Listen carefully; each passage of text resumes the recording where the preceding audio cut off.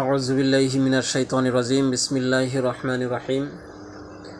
আলহামদুলিল্লাহি রাব্বিল আলামিন ওয়াসসালাতু ওয়াসসালামু আলা সাইয়্যিদিল আমবিয়া ওয়াল মুরসালিন ওয়া আলা আলিহি ওয়া আসহাবিহি ওয়া আজওয়াজিহি ওয়া বারিক ওয়া সাল্লিম। সম্মানিত দূরের ও কাছের প্রাণপ্রিয় দিনী ভাই ও বোনেরা, আসসালামু আলাইকুম ওয়া রাহমাতুল্লাহি ওয়া বারাকাতুহু।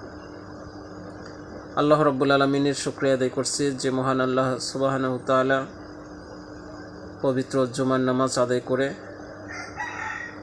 তার দিনের সংক্ষিপ্ত কিছু আলোচনা করার তৌফিক দান করছেন। সেই মহান আল্লাহ রাব্বুল আলামিনের প্রতি গভীর শ্রদ্ধা ভরে শুকরিয়া আদায় করছি। সবাই বলে আলহামদুলিল্লাহ। রাসূল করিম সাল্লাল্লাহু আলাইহি ওয়াসাল্লামের প্রতি দরুদ পেশ করছি। শহীদ ভাইদের রূহের মাগফিরাত কামনা করেই সংক্ষিপ্ত কয়েকটি আলোচনা করছি। সম্মানিত ভাই ও বোনেরা, আপনারা বিগত বেশ কিছুদিন যাবৎ শুনে আসছেন স্বৈরাচারী ফ্যাসিস্ট আওয়ামী বাহিনীর নেতাদের মতনই বিএনপির কিছু ব্যাটালিয়ন নেতারা বাংলাদেশ জামাতে ইসলাম সম্পর্কে কিছু কথা আলোচনা করে আসছেন। তারই প্রতিবাদে আজকে একটি সংক্ষিপ্ত আলোচনা। আপনারা জানেন, দুনিয়ার মানচিত্রে বাংলাদেশের একটি স্বাধীন রাষ্ট্র হিসাবে কায়েম হবার পর সব ইসলামপন্থী দল ও ব্যক্তি স্বাধীন বাংলাদেশকে স্বীকার করে নিয়ে নিজেদের জন্মভূমিতে সাধ্যমতো ইসলামের খেদমত করার চেষ্টা করে আসছে। 1975 সালের 7ই নভেম্বর সিপাহী জনতার নারায়ে তাকবীর আল্লাহু আকবার ধ্বনির স্বাধীনতা বিরোধী চক্রান্তকে নস্যাৎ করতে সক্ষম হয়।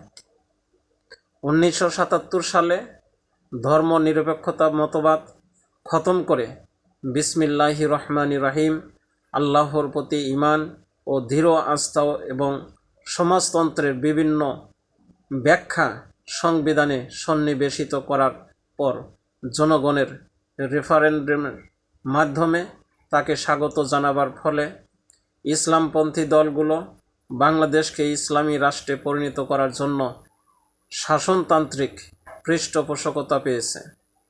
এভাবে আল্লাহ রাব্বুল আলামিন এদেশের মুসলমানদের জন্য তাদের ঈমান নিয়ে বেঁচে থাকার অনুকূল পরিবেশ সৃষ্টি করেছেন। বাংলাদেশে ভৌগোলিক দিক দিয়ে মুসলিম বিশ্ব থেকে সম্পূর্ণ বিচ্ছিন্ন একটি এলাকা।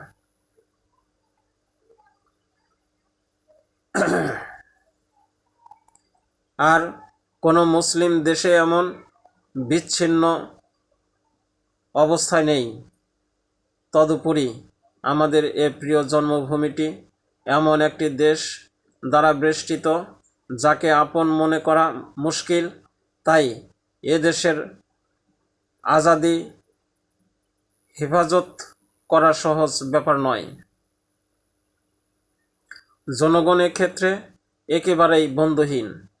আশপাশ থেকে সামান্য সাহায্য পাওয়ারও কোনো আশা করা যায় না। এ দেশবাসীকে একমাত্র আল্লাহর উপর ভরসা করে নিজেদেরকে শক্তি নিয়ে প্রতিরক্ষার কঠিন দায়িত্ব পালন করতে হবে। যে কোনো জাতির আদর্শ ও বিশ্বাসী তার শক্তির উৎস হবে।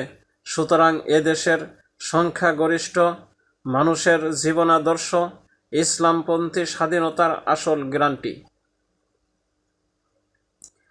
জামাতে ইসলাম ও ইসলামপন্থী সকলেই এ মহান উদ্দেশ্যেই কাজ করে যাচ্ছে। তাই জনগণের নিকট তাদের চেয়ে বেশি আপন আর কেউ নেই। প্রিয় ভাই ও বোনেরা, আপনারা জানেন, বাংলাদেশ একটি পৃথক